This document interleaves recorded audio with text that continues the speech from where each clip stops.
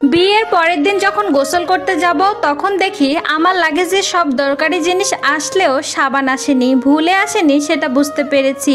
তারপরেও কেমন যেন লাগতেছিল সেটা কাউকে জানাতে। এরপর আমার স্বামীর এক চাচাতো বোনকে ডেকে বললাম আমাকে একটা সাবান দেওয়া যাবে? সে বলল আচ্ছা আমি নিয়ে আসতেছি, ব্যবহার করা সাবান দিলে তো আর হবে না, দেখি আছে কি না। আমি রুমে বসে অপেক্ষা করছি কিন্তু সে আর আসছে না। এদিকে সকাল গড়িয়ে দুপুর হয়ে যাবে কিন্তু কেউ নাস্তার জন্য বলতেছে না, পেটে অনেক ক্ষুধা। স্বামী একবার এসে বলে গেছে একটু অপেক্ষা করো, আমিও খাইনি, তোমার সাথেই খাবো তুমি গোসল সারার পরে।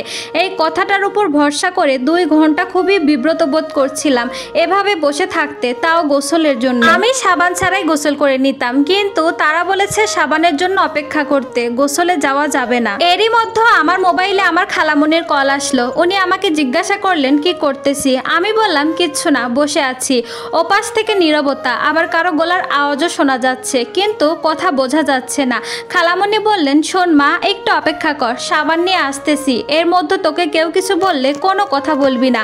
লজ্জায় আমার মাটির সাথে মিশে যেতে মন চাইলো। এগুলো নিয়েও কথা হবে এবং সেটা বাবার বাড়ি পর্যন্ত চলে যাবে, এটা আমি কখনো চিন্তাও করিনি। দুপুর 1:30, আমি এখনো বসে আছি। খালামণি আর আমার একটা কাজিন আসছে সাবান নিয়ে। রুমে ঢুকে আমার হাতে তারা সাবান দিয়ে বলল যা গোসল করে আয়। লজ্জায় আবারও আমার মাটির সাথে মিশে যেতে মন চাইলো। আমি গোসল শেষ করে বের হলাম। খালামণি বললেন আমরা তাহলে এখন চলে যাই। আমি খালামণিকে বলতে চেয়েছিলাম খেয়ে যাও, কিন্তু আমার পেটেই তো কিছু পড়েনি, তাদেরকে আর কি বলবো। যদিও আমার খাবারটা বাপের বাড়ি থেকে এসেছিল। সবার একে একে খাবার পালা শেষ। আমার স্বামী আমাকে ডেকে নিয়ে গেল ডাইনিং টেবিলে। আমি বসলাম। সাথে সাথে আমাকে আমার চাচি শাশুড়ি বলল তুমি এসব কি পরছো, শাড়ি পরে আসো। আমার স্বামী বলল খেয়ে নিক আগে, পরে পরলেও তো হবে। আমার চাচি শাশুড়ি কান্না শুরু করে দিলেন আর বললেন প্রথম দিনে এই অবস্থা, পরে কি হবে।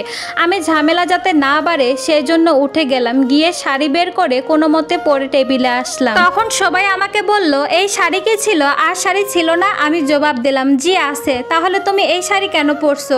এইসব হালকা কালার নতুন বউরা পরে, দেখতেও কেমন জানি কম দামি লাগছে।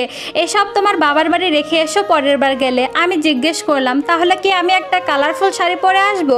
এরপর আমি একটা সবুজ শাড়ি পরে আসি। তখন তারা আমাকে খেতে দেয় কিন্তু সেই খাবারের কোনো স্বাদই আমি পাইনি, কারণ বিয়ে করার সাথে অলরেডি আমার পেট ভরপুর ছিল। রাতে যখন ঘুমাতে যাব তখন বাবা মার সাথে ফোনে কথা বলছিলাম। হঠাৎ কেউ একজন রুমে ঢুকে আমার ফোনটা কেড়ে নেয়। দেখলাম আমার ননা। ফোনটা কেড়ে নিয়ে বললেন আমাদের নামে গিবত করতেছো? আমি বললাম না, ভালো মন্দ জিজ্ঞেস করতেছিলাম।